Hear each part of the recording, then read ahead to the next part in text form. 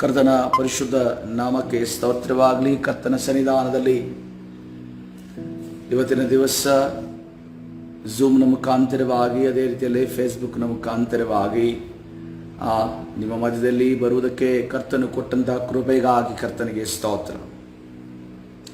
ಕರ್ತನ ಸನ್ನಿಧಾನದಲ್ಲಿ ನಮ್ಮನ್ನು ನಾವು ಕರ್ತನ ಕರಗಳಿಗೆ ಸಮರ್ಪಿಸೋಣ. ಪ್ರಿಯರೇ, ನಾವು ಕರ್ತನನ್ನು ಆರಾಧನೆ ಮಾಡಿದ್ದೇವೆ, ಕರ್ತನನ್ನು ಮಹಿಮೆ ಪಡಿಸಿದ್ದೇವೆ, ಆತನಿಗೆ ಸ್ತುತಿಗನ ಮಾನ ಮಹಿಮೆನ ಆತನಿಗೆ ಸಲ್ಲಿಸಿದ್ದೇವೆ. Hallelujah, hallelujah. ಎಲ್ಲರ ಕರಗಳನ್ನು ನಾನು ಕಾಣಬಹುದು. Hallelujah, thank you Jesus. ಕರ್ತನ ಪರಿಶುದ್ಧ ನಾಮಕ್ಕೆ ಸ್ತೋತ್ರವಾಗಲಿ. ಇವತ್ತಿನ ದಿವಸ ನಿಮ್ಮ ಮುಂದೆ ಒಂದು ಚಿಕ್ಕ ಆಲೋಚನೆ, ಒಂದು ದೈವಿಕ ಆಲೋಚನೆಯೊಂದಿಗೆ ನಾನು ನಿಮ್ಮ ಮಧ್ಯದಲ್ಲಿ ನಾನು ಬಂದಿದ್ದೇನೆ. ದೇವರು ನನ್ನನ್ನು ನಡೆಸುವುದಾಗಲಿ, ಕರ್ತನು ಬಲಪಡಿಸುವುದಾಗಲಿ. ಹಾಲೆಲೂಯ. ಕರ್ತನ ಪರಿಶುದ್ಧ ನಾಮಕ್ಕೆ ಸ್ತೋತ್ರವಾಗಲಿ. ನಾವು ನೇರವಾಗಿ ಈ ಸಮಯದಲ್ಲಿ ನ್ಯಾಯಸ್ಥಾಪಕರ ಪುಸ್ತಕ 15ನೇ ಅಧ್ಯಾಯ 14ನೇ ವಚನಕ್ಕೆ ಹೋಗೋಣ. ನಮ್ಮ ಸತ್ಯವೇದವನ್ನು ನ್ಯಾಯಸ್ಥಾಪಕರ ಪುಸ್ತಕ 15ನೇ ಅಧ್ಯಾಯ 14ನೇ ವಚನ. ಈ 15ನೇ ಅಧ್ಯಾಯದಲ್ಲಿ ಈ ಒಂದು 14ನೇ ಅಧ್ಯಾಯದ ಆಸುಪಾಸಿನ ಒಂದು ವಚನಗಳಲ್ಲಿ ನಡೀತಿರುವ ಕಾರ್ಯವನ್ನು ನೋಡುವಾಗ ಸಂಸೋನನು ಆತನೇ ಯಾವ ಒಂದು ಸ್ಥಳಕ್ಕೆ ಮುಟ್ಟಿದನೆಂದರೆ ಅದನ್ನು ಫಿಲಿಷ್ಟಿಯರ ವಿರುದ್ಧವಾಗಿ ಕರ್ತನು ಆತನನ್ನು ಆಯುಧವಾಗಿ ಉಪಯೋಗಿಸುತ್ತಾನೆ. ಅಂದರೆ ಪರಲೋಕದ ಆಯುಧವಾಗಿ ಆತನನ್ನು ಉಪಯೋಗಿಸುತ್ತಿದ್ದಾನೆ. ಉಪಯೋಗಿಸುವಂಥ ಸಂದರ್ಭದಲ್ಲಿ ಫಿಲಿಷ್ಟಿಯರು ಏನು ಮಾಡಿದ್ದಾರೆ, ಆ ಸಂಸೋನನ್ನು ಕಟ್ಟಿ ಹಾಕುವುದಕ್ಕೆ, ಸಂಸೋನನ್ನು ಹಿಡಿಯುವುದಕ್ಕೆ ಅವರು ಸಾವಿರಾರು ಜನರು ಮಂದಿ ಅಲ್ಲಿ ಬಂದು ಲೇಹಿ ಎಂಬ ಸ್ಥಳದಲ್ಲಿ ಬಂದು ಸೇರಿದ್ದಾರೆ. ಅದಕ್ಕೆ ಯಹೂದ್ಯರು ಯಹೂದ ಪ್ರಾಂತಕ್ಕೆ ಈ ಫಿಲಿಷ್ಟಿಯರು ಬಂದು ಆಕ್ರಮಣ ಮಾಡಿದಾಗ ಯಹೂದ ಪ್ರಾಂತದಲ್ಲಿರುವಂಥ ಯಹೂದ್ಯರು ಏನು ಮಾಡ್ತಾರೆ, ಸಂಸೋನನ ಬಳಿಗೆ ಹೋಗ್ತಾರೆ. ಸಂಸೋನನ ಬಳಿಗೆ ಹೋಗಿ, ಸಂಸೋನನೇ, ನಿನ್ನಿಂದಾಗಿ ಇವರು ಈ ಫಿಲಿಷ್ಟಿಯರು ನಮ್ಮ ಮೇಲೆ ಆಕ್ರಮಣ ಮಾಡೋದಕ್ಕೆ ಬಂದಿದ್ದಾರೆ, ನಮ್ಮ ದೇಶದ ಒಳಗಡೆ ಪಾಳಯವನ್ನು ಹೂಡಿದ್ದಾರೆ, ಈಗ ನಾವು ಏನು ಮಾಡೋಣ ಅಂತ ಅಂದ್ಕೊಂಡು ಕೇಳಿದಾಗ ಆ ಸಂಸೋನನ ಹೇಳ್ತಾನೆ, ನಾನು ಅವರನ್ನು ಎದುರಿಸ್ತೀನಿ, ನಾನು ಅವ್ರ ಜೊತೆ ಯುದ್ಧ ಮಾಡ್ತೀನಿ ಅಂದ್ಕೊಂಡು ಅದಕ್ಕೆ ಯಹೂದ್ಯರು ಏನಂತಾರೆ, ನಿನ್ನನ್ನು ತೆಗೆದುಕೊಂಡು ಹೋಗಿ ನಾವು ಫಿಲಿಷ್ಟಿಯರ ಕೈಗೆ ಒಪ್ಪಿಸ್ಬಿಡ್ತೇವೆ, ಒಪ್ಪಿಸಿದ ನಂತರ ನೀನು ಏನು ಬೇಕಾದ್ರೂ ಮಾಡುವ ಅನ್ನೋ ರೀತಿಯಲ್ಲಿ. ಆದರೆ ಸಂಸೋನನನ್ನ ಯಾವ ರೀತಿಯಲ್ಲಿ ಕರ್ತನ ಆರಿಸಿಕೊಂಡನೆಂದು ಆ ಯಹೂದ್ಯರಿಗೆ ಇನ್ನೂ ಕೂಡ ಆ ಒಂದು ಅರ್ಥೈಸುವಿಕೆ ಇಲ್ಲದಿರೋದ್ರಿಂದ ಅವ್ರೇನು ಮಾಡ್ತಾರೆ, ಸಂಸೋನನ್ನ ಕಟ್ಟಿ ಹಾಕಿ ತೆಗೆದುಕೊಂಡು ಫಿಲಿಷ್ಟಿಯರ ಮಧ್ಯದಲ್ಲಿ ಬಿಟ್ಟು ಬಿಡ್ತಾರೆ. ಫಿಲಿಷ್ಟಿಯರ ಮಧ್ಯದಲ್ಲಿ ಬಿಟ್ಟು ಬಿಟ್ಟಾಗ ಆತನ ಸುತ್ತಲೂ ಸುತ್ತಿದಂಥ ಜನ ಎಷ್ಟನ್ನ ನೋಡುವಾಗ ಸಾವಿರಾರು ಮಂದಿ. ನಾವು ನೋಡಿದ್ರೆ 14ನೇ ವಚನದಲ್ಲಿ ಸಂಸೋನನು ಲೇಹಿಯ ಸಮೀಪಕ್ಕೆ ಬರಲು ಫಿಲಿಷ್ಟಿಯರವನನ್ನು ಕಂಡು ಆರ್ಭಟಿಸಿದರು. ಏನು ಮಾಡ್ತಾರಂದ್ರೆ, ಲೇಹಿಯ ಸಮಾಧಿಗೆ ಬಂದಾಗ ಆರ್ಭಟಿಸಿ. ಯಾವ ಆರ್ಭಟ ಅದು? ಆರಾಧನೆ ಆರ್ಭಟ ಅಲ್ಲ, ಸ್ತುತಿ ಸ್ತೋತ್ರಗಳ ಆರ್ಭಟ ಅಲ್ಲ. ಇಸ್ರೇಲರು ಮಾಡಿದಂಥ ಎರಿಕೋ ಕೋಟೆ ಕೆಡವಿ ಹಾಕುವುದಕ್ಕೆ ಮಾಡಿದಂತಹ ಸ್ತೋತ್ರಗಳ ಆರ್ಭಟ ಅಲ್ಲ. ಇದೆಯೇ ಯಾವ ಆರ್ಭಟ? ಒಬ್ಬನೇ ಸಂಸೋನನು ನಮಗೆ ಸಿಕ್ಕಿದ್ದಾನೆ, ನಾವು ಇವತ್ತಿನ ದಿವಸ ಈ ಸಂಸೋನನನ್ನ ನಾವು ನಾಶ ಮಾಡ್ತೇವೆ, ನಾಶ ಮಾಡಲು ಸಾಧ್ಯ. ಇವತ್ತಿನ ದಿವಸ ನಾವು ಈ ಇಸ್ರೇಲರನ್ನ, ಯಹೂದ ಪ್ರಾಂತದಲ್ಲಿರುವಂಥ ಈ ಒಂದು ದೇಶವನ್ನ ನಾವು ನಮ್ಮದಾಗಿಸಿಕೊಳ್ಳಲು ಸಾಧ್ಯ ಅನ್ನುವಂಥ ಆರ್ಭಟವನ್ನು ಕೇಳ್ತೇವೆ. ಆದರೆ ಆ ಆರ್ಭಟವನ್ನ ಕೇಳಿ ನೋಡ್ರಿ, ಒಂದನ್ನು ನಾವು ಗಮನಿಸಬೇಕು. ಶತ್ರು ಆರ್ಭಟಿಸುವಾಗ ಅವರ ಪರವಾಗಿ ನಿಲ್ಲುವಂತ ಕರ್ತನ ಆತ್ಮನು ಅವರ ಮೇಲೆ ಇಳಿಯೋದಿಲ್ಲ, ಅವರಿಗೆ ಸಹಾಯಕ್ಕೆ ಬರೋದಿಲ್ಲ. ಆದರೆ ಯಾವಾಗ ಶತ್ರು ನಮ್ಮ ಮೇಲೆ ಆರ್ಭಟಿಸುತ್ತಾನೋ, ಸಿಂಹದ ರೀತಿಯಲ್ಲಿ ಗರ್ಜಿಸುತ್ತಾನೋ, ಆವಾಗ ಕರ್ತಾದಿ ಕರ್ತನು, ದೇವಾದಿ ದೇವನು, ರಾಜಾದಿ ರಾಜನಾದ ನಮ್ಮ ಯೇಸು ಕ್ರಿಸ್ತನು ನಮ್ಮ ಮಧ್ಯದಲ್ಲಿ ಇಳಿದು ಬರುವ ಆತನಾಗಿದ್ದಾನೆ. ಹಲ್ಲೆಲೂಯ.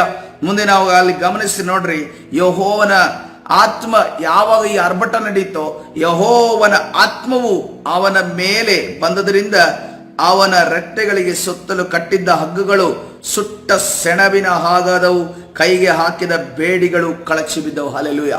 ಆತನ ಮೇಲಿದ್ದಂಥ ಆ ದೇವರ ಅಭಿಷೇಕದ, ದೇವರ ಆ ಬಲದ ಒಂದು ಪ್ರಾಮುಖ್ಯತೆಯನ್ನ ಮತ್ತು ಪ್ರಖರತೆಯನ್ನ ನಾವು ನೋಡೋದಾದ್ರೆ ಏನಾಯ್ತಂತೆ, ಕಬ್ಬಿಣದ ಮೇಲೆ ಕಟ್ಟಿದಂತ ಒಂದು ಹಗ್ಗದ ರೀತಿಯಲ್ಲಿ ಆತನ ದೇಹದ ಮೇಲೆ ಕಟ್ಟಿದಂತ ಸುಟ್ಟ ಸೆಣಬಿನ ರೀತಿಯಲ್ಲಿ ಅದು ಸುಟ್ಟವರಾಗಿ ಹಗ್ಗಗಳೆಲ್ಲ ಸುಟ್ಟು ಕೆಳಗಡೆ ಬಿದ್ದುವಂತೆ ಆ ರೀತಿಯ ಅಭಿಷೇಕವನ್ನು ಯಾರು ಹೊಂದಿದ್ದ? ಆ ಸಂಸೋನನ ಹೊಂದಿದ್ದ ಎಂದು ನಾವು ನೋಡ್ತೇವೆ. ಇವತ್ತಿನ ದಿವಸ ಸಂಸೋನನ ಅಭಿಷೇಕದ ವಿಚಾರವಾಗಿ, ಆತನ ಉಳಿಸಿಕೊಳ್ಳುವುದರ ವಿಚಾರವಾಗಿ ನಾವು ಧ್ಯಾನ ಮಾಡ್ಲಿಕ್ಕೆ ಹೋಗ್ತಾ ಇಲ್ಲ. ಮುಂದೆ ಹೋಗೋಣ. ಅಲ್ಲಿ ಒಂದು ಕತ್ತೆಯ ದವಡೆ ಎಲುಬು ಬಿದ್ದಿತ್ತು, ಅದು ಇನ್ನೂ ಹಸಿ ಇತ್ತು. ಅವನು ಅದನ್ನು ತೆಗೆದುಕೊಂಡು ಅದರಿಂದ 1000 ಜನರನ್ನು ಹತಿಸಿಬಿಟ್ಟು. ಗಮನಿಸಿರಿ, ಎಂಥ ಒಂದು ಪಾವರ್ನ, ಎಂಥ ಒಂದು ಶಕ್ತಿಯನ್ನ ಆ ಸಂಸೋನನಿಗೆ ದೇವರು ಕೊಟ್ಟಿದ್ದಾನೆಂದು. ದೇವರ ಅಭಿಷೇಕ ಒಬ್ಬ ವ್ಯಕ್ತಿಯನ್ನು ಯಾವ ರೀತಿಯಲ್ಲಿ ಮಾರ್ಪಡುತ್ತದೆ. ನಾವು ಅನೇಕ ಪ್ರಾಣಿಗಳ ಎಲುಬುಗಳನ್ನು ನಾವು ಆ ಕಡೆ ಈ ಕಡೆ ಎಲ್ಲ ಹೋದಂಥ ಸಂದರ್ಭದಲ್ಲಿ ಅಥವಾ ಕಸದ ಮಧ್ಯದಲ್ಲಿ ನಾವು ನೋಡಿರ್ಬೋದು. ಆದರೆ ಆ ಒಂದು ಎಲುಬುಗಳನ್ನು ಉಪಯೋಗಿಸಿ ಯುದ್ಧ ಮಾಡುವಂಥ ಆಲೋಚನೆ ನಮಗೆ ಬಂದಿಲ್ಲದೆ ಇರಬಹುದು. ಆದರೆ ಇಲ್ಲಿ ನಾವು ನೋಡ್ತಾ ಇದ್ದೇವೆ, ಒಂದು ಕತ್ತೆಯ ದವಡೆ ಅಲ್ಲಿ ಎಲುಬು ಬಿದ್ದಿತ್ತಂತೆ. ಆ ಎಲುಬು ಇನ್ನೂ ಹಸಿ ಇತ್ತು. ಇನ್ನೂ ಹಸಿ ಅಂದ್ರೆ ಅದನ್ನ ಯಾರು ಪ್ರಾಣಿ ತಿಂದು ಬಿಸಾಡಿರಬಹುದು, ಅಥವಾ ಯಾರು ಏನೋ ಒಂದು ಆ ದಾರಿಯಲ್ಲಿ ಬಿದ್ದಿತ್ತು. ಅದನ್ನ ಎತ್ತಿಕೊಂಡು ಅದನ್ನು 1000 ಜನರನ್ನ ಹತಿಸಿ ಬಿಡುತ್ತಾನೆ. ಮತ್ತು ಕತ್ತೆಯ ದವಡೆ ಎಲುಬಿನಿಂದ 1000 ಜನರನ್ನ ವಧಿಸಿದೆನು. ಕತ್ತೆಯ ದವಡೆ ಎಲುಬಿನಿಂದ ಹೆಣಗಳನ್ನು ರಾಶಿ ರಾಶಿಯಾಗಿ ಬೀಳಿಸಿದೆ ಎಂದು ಯಾರು ಹೇಳ್ತಾ ಇದ್ದಾನೆ?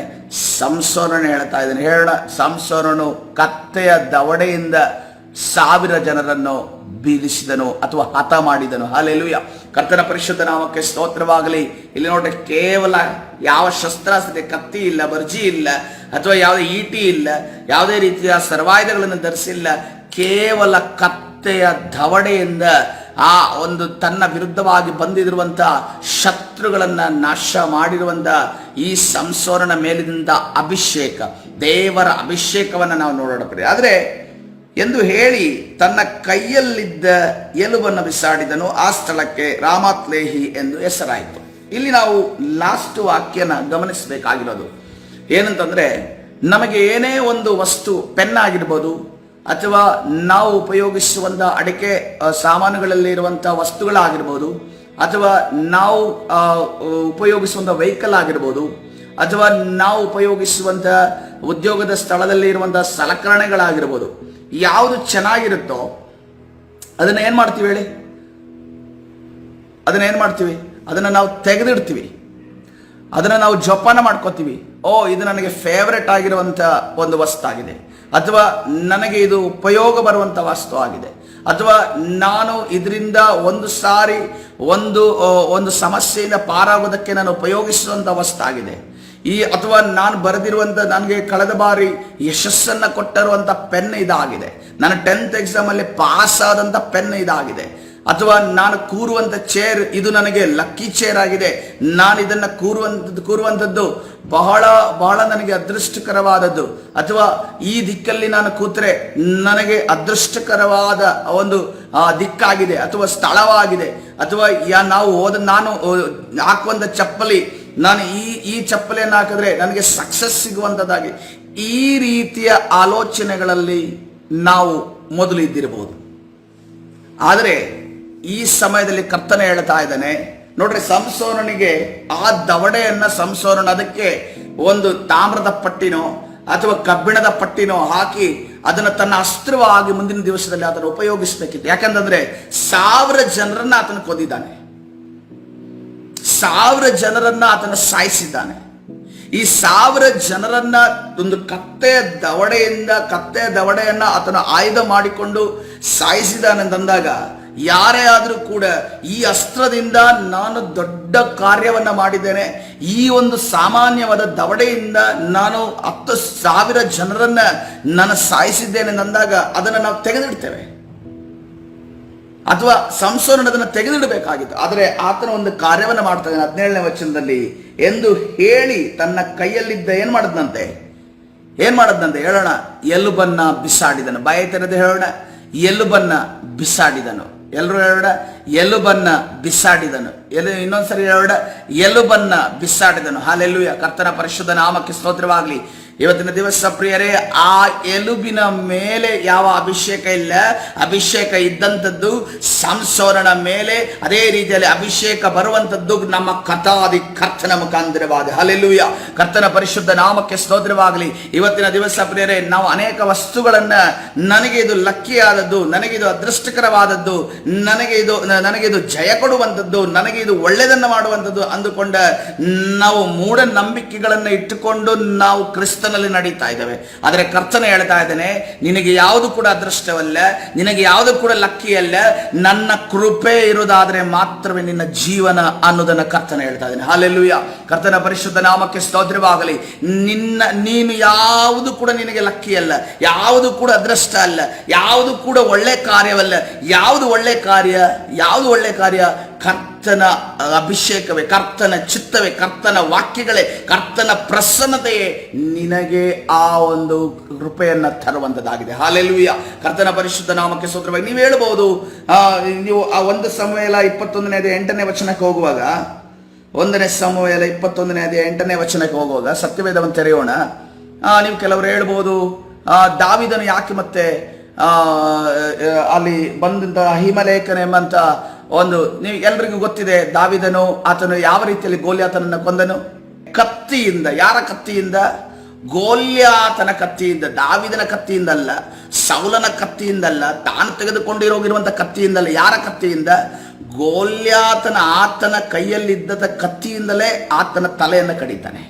ಆದರೆ ತದನಂತರ ಆ ಒಂದು ಗೋಲ್ಯಾತನ ಕತ್ತಿಯನ್ನ ದಾವಿದನು ಒಂದು ಕಡೆ ಅದನ್ನು ಇಟ್ಟಿರ್ತಾನೆ. ಇಟ್ಟಿರುವಂಥ ಸಂದರ್ಭದಲ್ಲಿ ಆತನು ಕಾಡಿಗೆ ಓಡಿ ಹೋದಂಥ ಸಂದರ್ಭದಲ್ಲಿ ಅದನ್ನು ಆಲಯದಲ್ಲಿ ಇಟ್ಟಿರ್ತಾನೆ. ಆ ಒಂದು ಆಲಯದಲ್ಲಿ ಇಟ್ಟಿದ್ದಂಥ ಆ ಕತ್ತಿ ಅದು ಅಲ್ಲೇ ಇರುತ್ತೆ.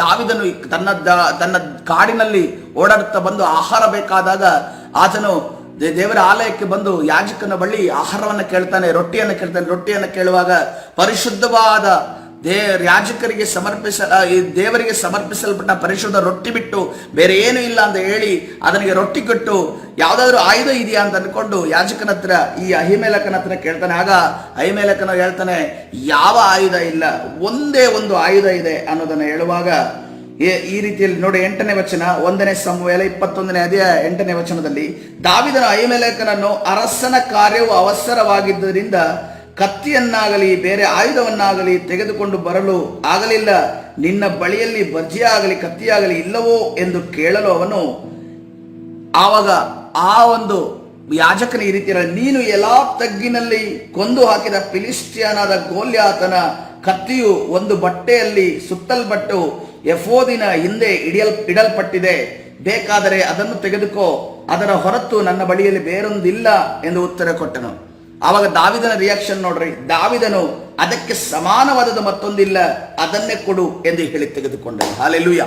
ಕರ್ತನ ಪರಿಶುದ್ಧ ನಾಮಕ್ಕೆ ಸ್ತೋತ್ರವಾಗಿ. ದಾವಿದನ ಎಳೆಯ ರೀತಿಯ ನೋಡಿದ್ರೆ ಆ ಕತ್ತಿಯಿಂದ ಮಾತ್ರವೇ ಗೋಲ್ಯಾತನನ್ನು ನನ್ನ ಕಡಿದು ಹಾಕಲಿಕ್ಕೆ ಸಾಧ್ಯ ಆಯಿತು ಅನ್ನುವ ರೀತಿಯಲ್ಲಿ ಇದೆ. ಹೌದಾ? ಕತ್ತಿಯಿಂದ ಮಾತ್ರವೇ ಸಾಧ್ಯ ಆಯ್ತಾ ಗೋಲ್ಯಾತನನ್ನ ಜಯ ಮಾಡೋದಕ್ಕೆ? ದಾವಿದನಿಗೆ ಏನಾಗಿದೆ, ಆ ಸಂದರ್ಭದಲ್ಲಿ ಆತನ ಸಹಾಯಕ ಆ ಕತ್ತಿಯನ್ನು ನೋಡಿ ಅವನಿಗೆ ಏನನ್ಸ್ತಾ ಇದೆ, ಈ ಕತ್ತಿಯ ಮುಖಾಂತರವಾಗಿ ನಾನು ಗೋಲ್ಯಾತನನ್ನ ತೆಗೆದು ಹಾಕಿದೆ, ಆತನ ತಲೆಯನ್ನ ವಿಭಾಗಿಸಿದೆ, ಅದಕ್ಕೋಸ್ಕರವಾಗಿ ಇದು ಬಹಳ ಪವರ್ಫುಲ್ ಅನ್ನೋದನ್ನ ಆತನ ಅಂದುಕೊಂಡಿದ್ದ. ಆದರೆ ಅದೇ ದಾವಿದನ ಪ್ರಿಯ ಕೀರ್ತನೆ 20:7 ವಚನದಲ್ಲಿ ನಾವು ಗಮನಿಸಿದ್ದೇವೆ. ಕೀರ್ತನೆ 20:7 ವಚನ ದಾವಿದನ ಹೇಳ್ತಾ ಇದ್ದಾನೆ, ಯಾವ ಮಾತನ್ನ ಆ ಯಾಜಕನ ಮುಂದೆ, ಈ ಕತ್ತಿ ಬಿಟ್ಟು ಬೇರೆ ಸಮಾನವಾದದ್ದು ಒಂದು ಇಲ್ಲ, ಅದನ್ನೇ ಕೊಡು ಎಂದು ಕೇಳಿಕೊಂಡು ತೆಗೆದುಕೊಂಡಂತ ದಾವಿದನು ಕೀರ್ತನೆ 20:7 ವಚನದಲ್ಲಿ ಹೇಳ್ತಾ ಇದ್ದಾನೆ, ಕೆಲವರು ರಥಬಲದಲ್ಲಿ ಕೆಲವರು ಅಶ್ವಬಲದಲ್ಲಿ ಹೆಚ್ಚಳ ಪಡುತ್ತಾರೆ, ಆದರೆ ನಾವಾದರೆ ಏನಂತೆ, ನಮ್ಮ ದೇವರಾದ ಯೆಹೋವನಲ್ಲಿ. ಹಲ್ಲೆಲೂಯಾ. ಕರ್ತನ ಪರಿಶುದ್ಧ ನಾಮಕ್ಕೆ ಸ್ತೋತ್ರವಾಗಲಿ. ಇವತ್ತಿನ ದಿವಸ ಪ್ರಿಯರೇ, ಯಾವ ದಾವಿದನು ಉಪಯೋಗಿಸುವಂತ ಗೋಲ್ಯಾತನ ಕತ್ತಿಯಿಂದಲ್ಲ, ಅಥವಾ ಯಾವ ಈಟಿಯಿಂದಲ್ಲ, ಯಾವ ಬರ್ಜಿಯಿಂದಲ್ಲ, ನಮಗಿರುವಂತ ಯಾವ ವಸ್ತುಗಳಿಂದಲ್ಲ, ನಮಗೆ ಅದೃಷ್ಟವಾಗಿರುವಂತ ಯಾವ ಪೆನ್ನಿಂದಲ್ಲ, ನಮಗೆ ಯಾವ ಹಾಕುವಂತ ಚೇರಿಂದಲ್ಲ, ಅಥವಾ ನಾವು ಯಾವ ದಿಕ್ಕಿನಲ್ಲಿ ಕೂರ್ತೇವೋ ಆ ದಿಕ್ಕಿನಿಂದ ಅಲ್ಲ, ಅಥವಾ ನಾವು ಯಾವ ಒಂದು ಮೊದಲನೇ ಕಾರ್ಯವನ್ನು ಮಾಡ್ತೇವೋ ಆ ಒಂದು ಕಾರ್ಯದಿಂದ ಅಲ್ಲ, ಅಥವಾ ಮೊದಲನೇ ಬಾರಿ ನಾವು ಯಾರಿಗೆ ಹೋಗಿ ಶೇಕ್ ಹ್ಯಾಂಡ್ ಕೊಡ್ತೇವೋ ಆ ವ್ಯಕ್ತಿಯ ಮುಖಾಂತರವಲ್ಲ. ಕರ್ತನೆ ಹೇಳ್ತಾ ಇದ್ದಾನೆ, ನೀವು ರಥಬಲದಲ್ಲಿ ಅಶ್ವಬಲದಲ್ಲಿ ಹೆಚ್ಚಳ ಪಡುವವರನ್ನು ನೀನು ಹಿಂದೆ ನೋಡಬೇಡ, ಆದರೆ ನೀನು ಯಾವುದರ ಮೇಲೆ ಭರವಸೆ ಉಳ್ಳವನಾಗಬೇಕು, ಯೆಹೋವನಲ್ಲಿ, ಅಂದ್ರೆ ಯೇಸುವಿನಲ್ಲಿ ನೀನು ಭರವಸೆ ಉಳ್ಳವನಾಗಿರಬೇಕು. ಹಲ್ಲೆಲೂಯಾ. ಕರ್ತನ ಪರಿಶುದ್ಧ ನಾಮಕ್ಕೆ ಸ್ತೋತ್ರವಾಗಲಿ. ಯಾಕೆಂದ್ರೆ ರಥಬಲದಲ್ಲಿ ಅಶ್ವಬಲದಲ್ಲಿ ಅಂದ್ರೆ ಈ ಮೂಢನಂಬಿಕೆಗಳಲ್ಲಿ ವಿಚಾರಗಳಲ್ಲಿ ಅಥವಾ ತನಗೆ ಅದೃಷ್ಟಗಳಲ್ಲಿ ತನಗಿರುವ ಲಕ್ಕಿ ವಿಚಾರಗಳಲ್ಲಿ ನಂಬಿಕೆ ಇಟ್ಟರೆ ಏನಾಗಿದೆ ಗೊತ್ತಾ? 8ನೇ ವಚನ ಹೇಳ್ತದೆ, ಕೀರ್ತನೆ 27ನೇ ವಚನದಲ್ಲಿ, ಅವರು ಬಿದ್ದು ಹೋಗಿದ್ದಾರೆ, ನಾವಾದರೂ ಎದ್ದು ನಿಂತಿದ್ದೇವೆ ಎನ್ನುವುದನ್ನ. ಅದೇ ರೀತಿಯಲ್ಲಿ ಯೆಹೋವನೇ ನಮ್ಮ ಅರಸನಿಗೆ ಜಯವನ್ನುಂಟು ಮಾಡು, ನಾವು ಮೊರೆ ಇಡುವಾಗ ಸದುತ್ತರವನ್ನ ದಯಪಾಲಿಸು. ಹಲ್ಲೆಲೂಯಾ. ಕರ್ತನ ಪರಿಶುದ್ಧ ನಾಮಕ್ಕೆ ಸ್ತೋತ್ರವಾಗಲಿ.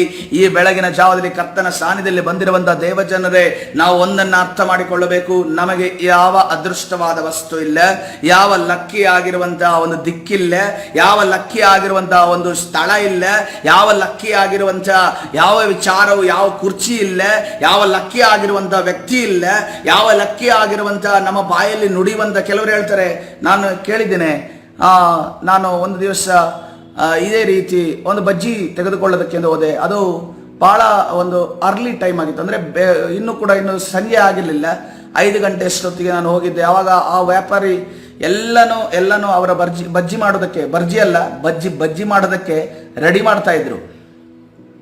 ರೆಡಿ ಮಾಡ್ತಿರೋ ಸಮಯದಲ್ಲಿ ಕಟ್ಟೆಲ್ಲ ಮಾಡಿದ್ರು, ಇದು ಒಂದು ಬಾಣಲೆ ಇಟ್ಟರು, ಎಣ್ಣೆ ಹಾಕಿದ್ರು, ಎಣ್ಣೆ ಎಲ್ಲ ಹಾಕಿದ್ರು, ತದಂದ್ರೆ ಎಲ್ಲ ರೆಡಿ ಮಾಡಿದ್ರು. ಅದೇನೋ ಬಾಣಲೆ ಮೇಲೆ ನಮಸ್ಕಾರ ಮಾಡ್ದ ಅವನು. ನಮಸ್ಕಾರ ಮಾಡಿದ ನಂತರ ಬಜ್ಜಿಗೆ ಹಾಕದ.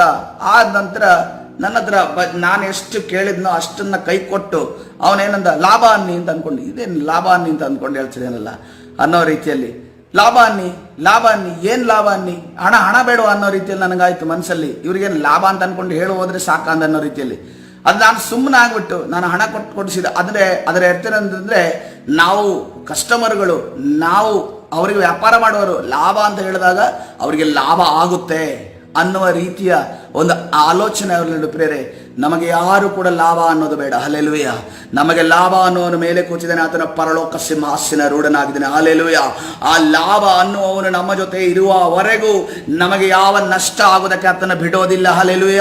ಇವತ್ತಿನ ದಿವಸ ಪ್ರೇರೆ, ಯಾವ ವ್ಯಾಪಾರವೇ ಆಗಲಿ, ಯಾವ ಮನೆಯಲ್ಲಿ ನೀವು ಮಾಡುವಂಥ ಕಾರ್ಯಗಳೇ ಆಗಲಿ, ಯಾವ ಮಾಡುವಂಥ ನೀವು ಮನೆಯಿಂದ ಹೊರಗಡೆ ಹೋಗುವುದಾಗಿರ್ಬೋದು, ಬರೋದಾಗಿರ್ಬೋದು, ಅಥವಾ ನೀವು ವಸ್ತುಗಳನ್ನು ಇಡುವಂಥ ಜಾಗಗಳಾಗಿರ್ಬೋದು, ಯಾವುದನ್ನು ಕೂಡ ನಾವು ಮೂಢನಂಬಿಕೆಯಿಂದ ಮಾಡಕೊಡೋದು, ಅದನ್ನು ನಾವು ವಿರೋಧಿಸಬೇಕಾಗಿದೆ. ಯಾಕೆಂದ್ರೆ ನಾವು ನೋಡಿದ್ರೆ ಸಂಸೋನ ಏನ್ ಮಾಡ್ದ, ಅದನ್ನು ಕತ್ತೆಯ ದವಡೆಯನ್ನು ಉಪಯೋಗಿಸಿ ತೆಗೆದು ಬಿಸಾಡ್ದ. ಆ ಸಂದರ್ಭಕ್ಕೆ ಅದು ಉಪಯೋಗವಾಯ್ತಷ್ಟೇ. ಯಾವ ಮೂಢನಂಬಿಕೆಗಳು ಕೂಡ ನಮಗೆ ಹೆಲ್ಪ್ ಮಾಡೋದಿಲ್ಲ. ಯಾಕಂದ್ರೆ ಅನೇಕ ಮೂಢನಂಬಿಕೆಗಳ ಮಧ್ಯದಲ್ಲಿ ನಾವು ಜೀವಿಸ್ತಾ ಇದ್ದೇವೆ. ಮನುಷ್ಯನು ಮಾಡಿದಂತ ಕಟ್ಟುಪಾಡುಗಳ ಮಧ್ಯದಲ್ಲಿ ಜೀವಿಸ್ತಾ ಇದ್ದೇವೆ. ಅದನ್ನು ನಮಗೆ ಯಾರು ಕಲಿಸ್ಕೊಟ್ರು? ನಮಗೆ ಹಿರಿಯರು ಕಲಿಸ್ಕೊಟ್ರು, ನಮಗೆ ನೆರೆಹೊರೆಯವರು ಕಲಿಸ್ಕೊಟ್ರು, ಅಥವಾ ನಮ್ಮ ಜೊತೆ ಇರೋರು, ನಾವು ಯಾರ ಮನೆಗೆ ಹೋಗ್ತೇವೋ ಅವರು ನಮಗೆ ಕಲಿಸ್ಕೊಟ್ರು. ಅದು ಯಾವುದೋ ಒಂದು ಸಂದರ್ಭದಲ್ಲಿ, ಯಾವುದೋ ಒಂದು ಸ್ಥಳದಲ್ಲಿ ಕೋಇನ್ಸಿಡೆಂಟ್ ಆಗಿ ಅದು ಸಕ್ಸಸ್ ಆಗಿರುತ್ತೆ.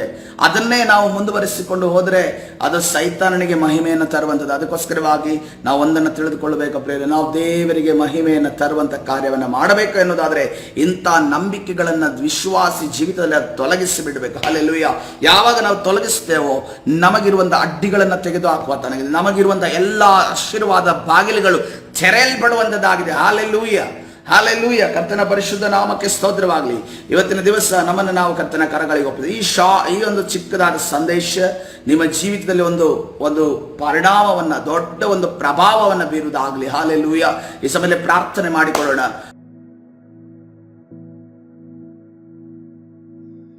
ಪರಿಶುದ್ಧನಾದ ದೇವರೇ, ನಿನ್ನ ನಾಮಕ್ಕೆ ಸ್ತೋತ್ರವಾಗಲಿ. ನಿನ್ನ ಸನ್ನಿಧಿಯಲ್ಲಿ ಸ್ವಾಮಿ ಕರ್ತನೆ ಸೇರಿ ಬರುವುದಕ್ಕೆ ಕೊಟ್ಟಂತ ಕೃಪೆಗಾಗಿ ಸ್ತೋತ್ರ. ನಿನ್ನ ಮಕ್ಕಳು ಇವತ್ತಿನ ದಿವಸ ನಿನ್ನ ಸಾನ್ನಿಧ್ಯದಲ್ಲಿ ಬಂದಿದ್ದಾರಲ್ಲ ಕರ್ತನೆ, ಅವರನ್ನು ಆಶೀರ್ವದಿಸು ಕರ್ತನೆ, ನಿನ್ನ ಕೃಪೆಯಿಂದ ನಡೆಸು. ಹೌದು ಸ್ವಾಮಿ, ನಮಗೆ ಯಾವ ಅದೃಷ್ಟ ಕರ್ತನೆ, ಅದೃಷ್ಟ ಸಮಯ ಕರ್ತನೆ, ಒಳ್ಳೆ ಕಾಲ ಕೆಟ್ಟ ಕಾಲ ಅನ್ನುವ ರೀತಿಯಲ್ಲಿ ಇಲ್ಲ ಕರ್ತನೆ. ಅಮಾವಾಸ್ಯೆ ಹುಣ್ಣಿಮೆ ಅನ್ನೋದು ನಮಗಿಲ್ಲ ಕರ್ತನೆ. ಎಲ್ಲವನ್ನ ನೀನು ಆಶೀರ್ವದಿಸಿ ನಮಗೆ ಕೊಟ್ಟಿದ್ದೀಯ.